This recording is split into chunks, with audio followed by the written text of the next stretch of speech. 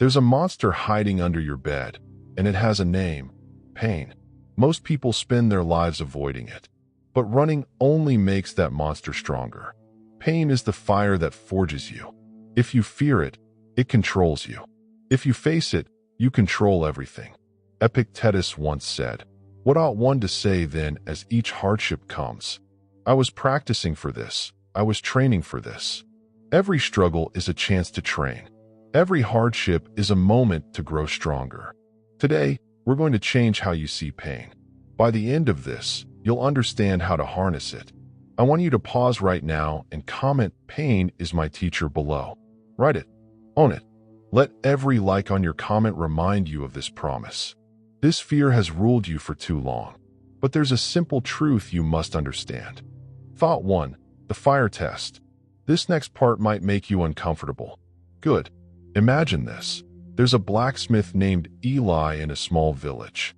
He spends his days in front of a roaring forge, hammering and shaping metal. One day, a traveler sees him working and asks, "Why do you put the metal through such heat?" Eli replies, "To make it stronger."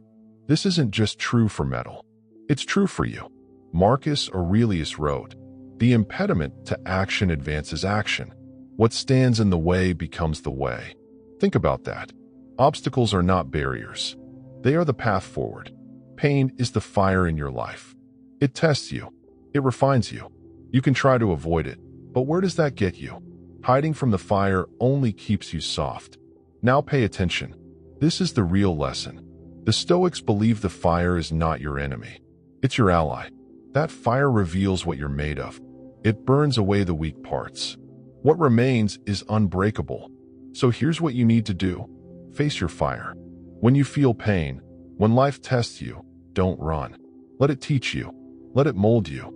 Each time you encounter pain, say to yourself, "I was practicing for this." Most people stop here.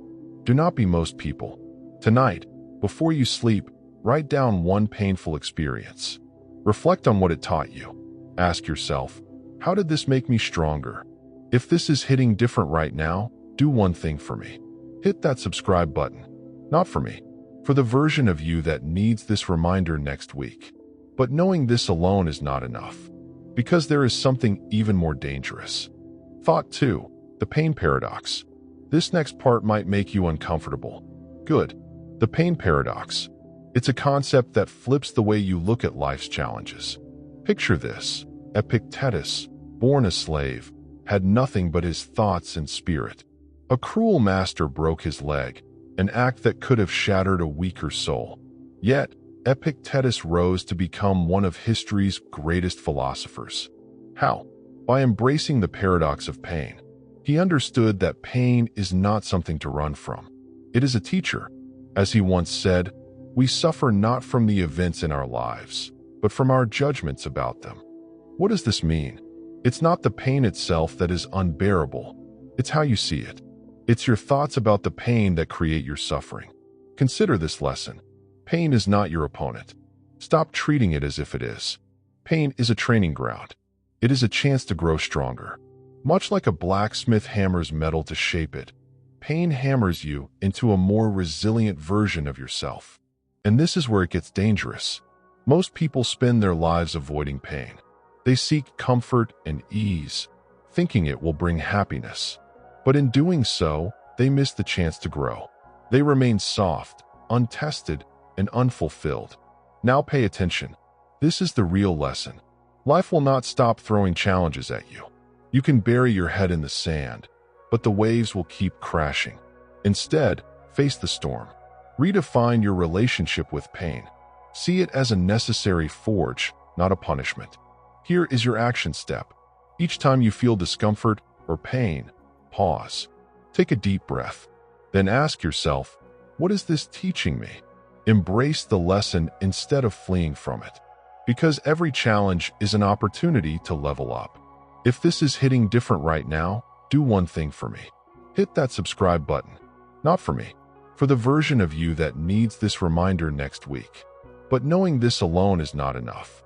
Because there is something even more dangerous lurking just beneath the surface. Thought 3. The Antidote Illusion. Now here is where most people completely fall apart. They think they've found the solution to all their problems. They search for a magic pill or a quick fix. This is what I call the Antidote Illusion. Imagine a man named Jason. He lost his job and felt defeated. Instead of facing his fears head-on, he looked for distractions. He watched endless TV shows, drowned himself in social media, and sought comfort in things that only numbed the pain temporarily. But here's the part nobody talks about. Those distractions never solved his problems. His life didn't improve. In fact, it got worse. The Stoics were wise to this trap. Marcus Aurelius wrote, "The impediment to action advances action. What stands in the way becomes the way." He means that obstacles aren't just things to avoid. They are the very path to your growth.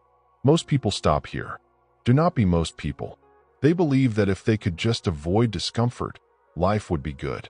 But life is about navigating through those obstacles, not around them. What Jason didn't realize is that the struggle itself was the solution. By confronting his fears, he could have turned his setbacks into comebacks. So what does this mean for you? When you encounter pain or difficulty, resist the urge to avoid it. Sit with it, understand it, and let it teach you. There is no antidote, only the journey through. Tonight, take 5 minutes to reflect. Write down what obstacle you're facing right now. Then ask yourself, how can this make me stronger? And this is where it gets dangerous again. If you don't adopt this mindset, you'll keep spinning in circles, chasing the illusion of an easy life. Now that you understand this, let me show you the weapon that makes it stick. Thought 4. The armor of acceptance. This next part might make you uncomfortable. Good, because now we're going to talk about something that could change everything for you. Acceptance. The kind of acceptance that doesn't mean giving up. It means putting on armor. Imagine you're walking through a storm. The wind is fierce. The rain stings your face. Most people try to run, hoping to avoid the worst of it. But not you. You stand firm. You accept the storm, knowing it will pass. That is the armor of acceptance. Let's step back in time to an ancient Roman battlefield. Picture Marcus Aurelius, the philosopher emperor, in his tent. It is cold, and the air is tense with the promise of conflict. But Marcus does not shrink from this reality. He writes in his journal, "Accept everything which happens, even if it seems disagreeable, because it leads to the health of the universe." What Marcus understood was that acceptance is not surrender, it's strength. He accepted things as they were, not as he wished them to be. This clarity gave him the power to act decisively and wisely. But here is the part nobody talks about. Acceptance is hard because it feels like you're losing. You think if you accept, you condone failure. But acceptance is not about liking the situation. It's about seeing it clearly, without the fog of denial. Most people stop here. Do not be most people. Real acceptance means looking at a problem square in the eye. A breakup, a failed project, or a missed opportunity. Accept it fully. Only then can you respond effectively. And here's what you can do right now. Tonight, before you sleep, take a few moments. Think about something you're resisting. Maybe it's a job you hate or a relationship that's draining you. Write it down. Then write, "I accept this as my reality today." Allow yourself to feel the weight lift. Acceptance lets you see the world clearly. And when you see clearly, you can choose your next move wisely. Now pay attention. This is the real lesson. When you accept, you do not lay down your sword. You sharpen it. You prepare to act with purpose, free from the chains of denial. If this is hitting different right now, do one thing for me. Hit that subscribe button. Not for me, for the version of you that needs this reminder next week. But knowing this alone is not enough, because there is something even more dangerous. Thought 5. Poison or potion. This next part might make you uncomfortable. Good. Picture Epictetus, a slave turned philosopher. He lived through hardship most of us can't imagine. His story is one of pain transformed into wisdom. How did he do it? By choosing to see his suffering as a potion, not a poison. Now, consider this. A poison weakens you. It saps your strength. It makes you blame, complain, and retreat. But a potion, That's different. A potion can heal, strengthen, and invigorate. The same substance can be either. It just depends on how you choose to see it. It's not what happens to you, but how you react to it that matters, said Epictetus. This simple truth is the heart of the lesson. Events themselves aren't good or bad. It's your perception of them that gives them power. Now pay attention. This is the real lesson. When you see your challenges as a potion, you transform. The breakup isn't just loss. It's a chance to find yourself. The failed project isn't just failure. It's a lesson in resilience and creativity. Most people stop here. Do not be most people. Tonight, before you sleep, take a moment to think about a struggle you're facing. Write it down. Then ask yourself, how can this be a potion for my growth? Decide one small action to take tomorrow that turns your poison into a potion. It might be as simple as a 10-minute reflection or a call to someone you trust. If this is hitting different right now, do one thing for me. Hit that subscribe button. Not for me, for the version of you that needs this reminder next week. But knowing this alone is not enough. Because there is something even more dangerous you must be ready for, and it's coming next. Thought 6. The pain compass. Now here is where most people completely fall apart. They run away from pain, thinking it's the enemy. But what if pain isn't a threat, but a guide? Picture this, a sailor lost at sea. His compass is broken, the stars are hidden by clouds, and the waves toss him around. Yet, he has one tool left. Pain. The winds howl, the cold bites, and the salt stings, pushing him to move, to find shelter, to seek a path out of the storm. Cato the Younger understood this well. Known for his unyielding spirit, he faced tremendous challenges. Imagine him standing in the Roman Senate, surrounded by corruption and power plays. He was a thorn in Caesar's side, an unbroken voice of integrity in a world of compromise. Every attack, every insult was his compass, pointing him towards the path of righteousness. Pain for Cato was not a signal to stop, but to press forward. It was a beacon calling him to stand firm against the tide of moral decay. The obstacle is the way, as Marcus Aurelius famously said. In plain words, the path we fear to tread is often the one we need the most. Challenges aren't barriers, but stepping stones. Here's your action. Identify a pain point in your life right now. It might be your job, your relationships, or your health. Ask yourself, what is this pain trying to tell me? Where is it guiding me? Find the opportunity in the discomfort. Perhaps it's a nudge to pursue a new skill, to have a difficult conversation, or to take better care of your body. But here is the part nobody talks about. You must be willing to face the pain, not just to endure it, but to learn from it, to let it shape and strengthen you. If this is making you pause and think, subscribe right now, because you'll need reminders like this one next week and the week after that. And remember, pain is not the enemy. Avoiding it is. Use it as your compass. Let it guide you towards growth. Most people avoid pain and miss the lesson. Don't be most people. Redirect your ship using the winds of discomfort, and you might just find a new, better course. But even when you master this, another challenge waits, hidden in plain sight. Thought 7. The Stoic Shield. This next part might make you uncomfortable. Good. Picture this. A soldier in battle, surrounded by chaos. Arrows fly, swords clash, and the air is thick with fear. Yet, amidst this turmoil, he stands firm, shield in hand. This shield is not just for defense. It's his tool for pushing forward, for advancing into the storm rather than retreating. This soldier is akin to a Stoic, and the shield is none other than their mindset. Let us turn to a story of a Stoic who wielded his shield with mastery, Epictetus. Born a slave, Epictetus knew hardship intimately.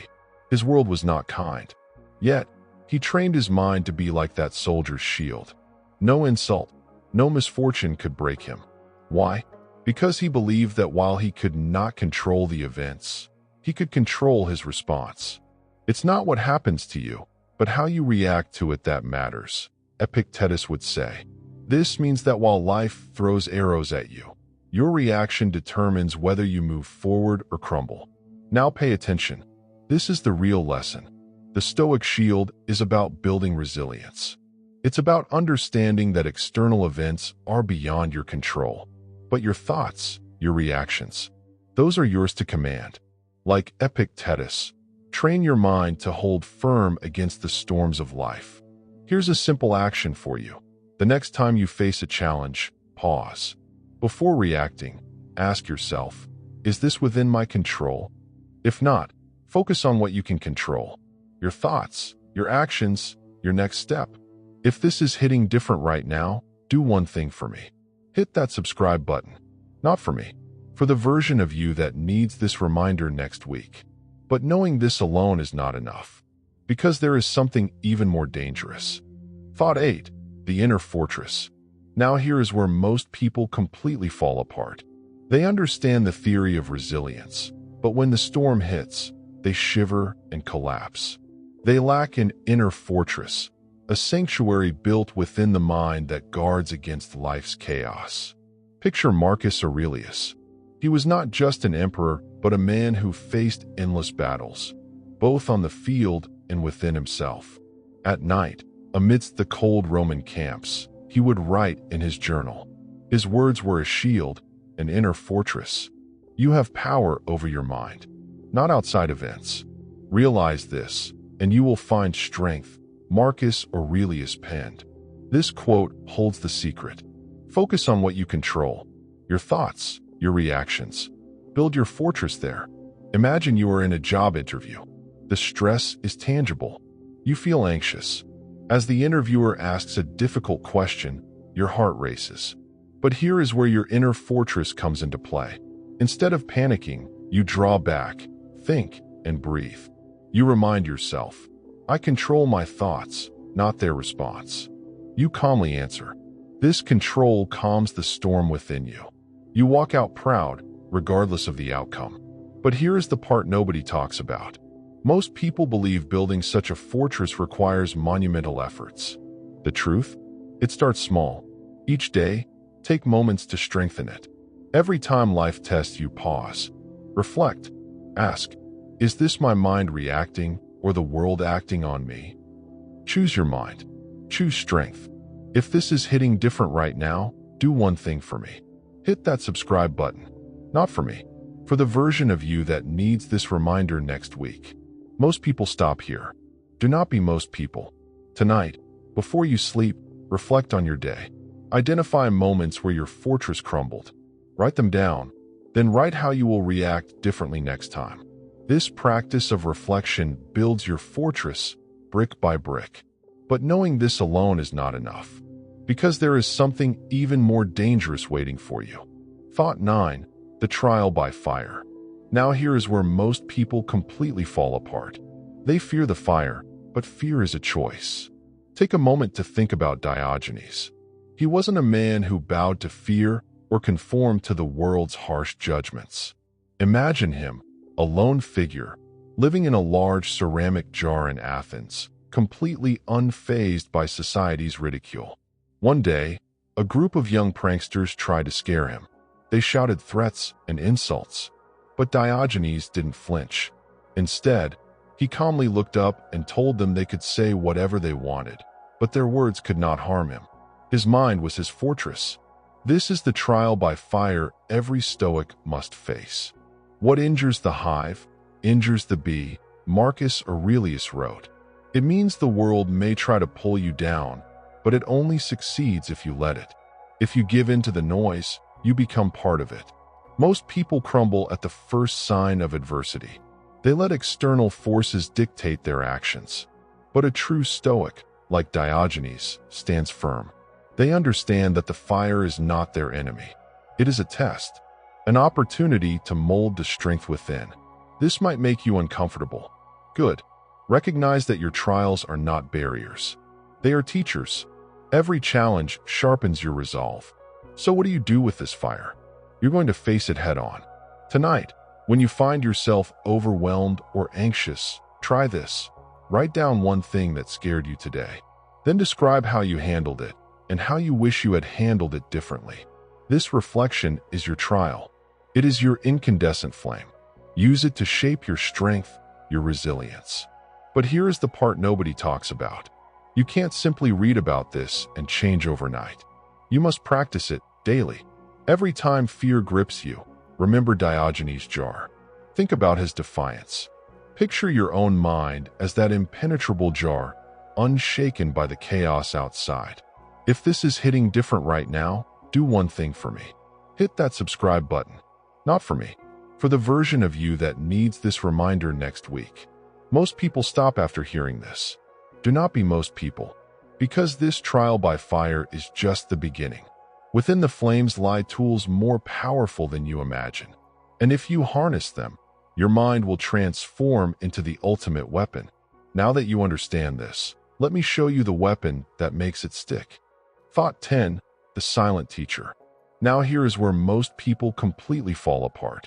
They hear about facing the fire, but they miss the truth hidden in silence. This next part might make you uncomfortable. Good.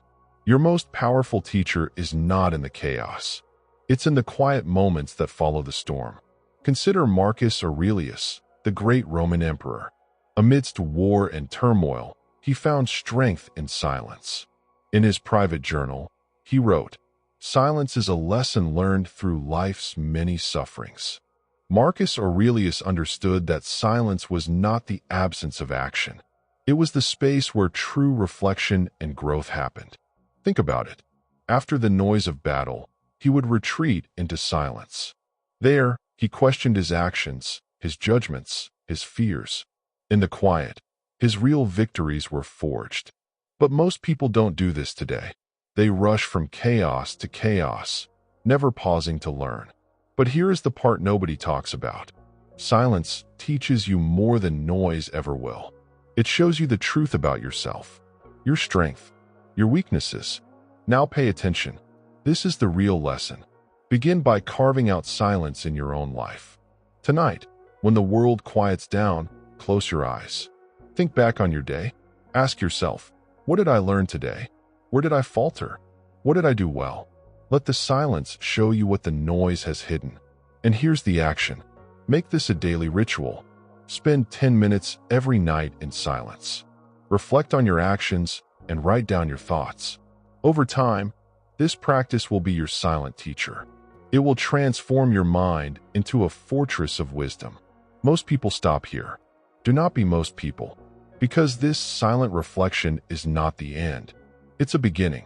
You are about to learn how silence, combined with daily intent, becomes a formidable weapon. Now that you understand this, let me show you the weapon that makes it stick. Thought 11, the Pain Prism. This next part might make you uncomfortable. Good. You need to feel it to learn it. Imagine the Roman general, Cato the Younger, a man known for his stubbornness and iron will. During his military campaigns, he would march several miles barefoot, not because he enjoyed the pain, but because he understood it.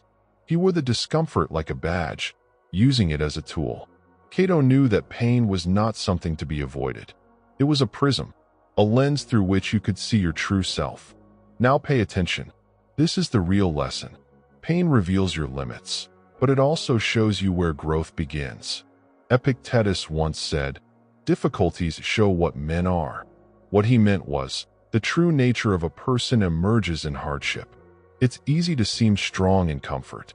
True strength is proven in struggle. Most people run from pain. They hide from it, hoping it will disappear.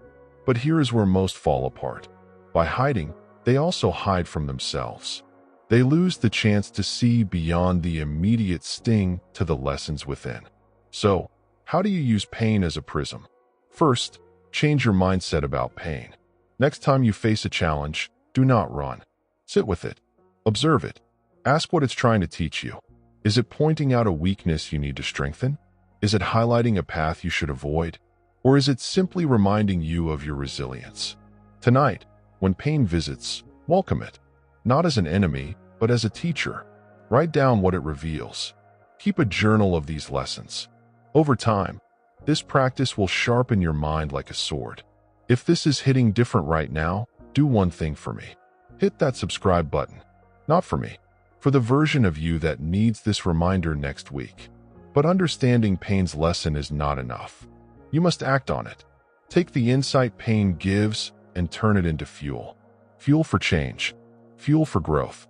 Fuel for a life that does not fear struggle, but uses it as a stepping stone to greatness.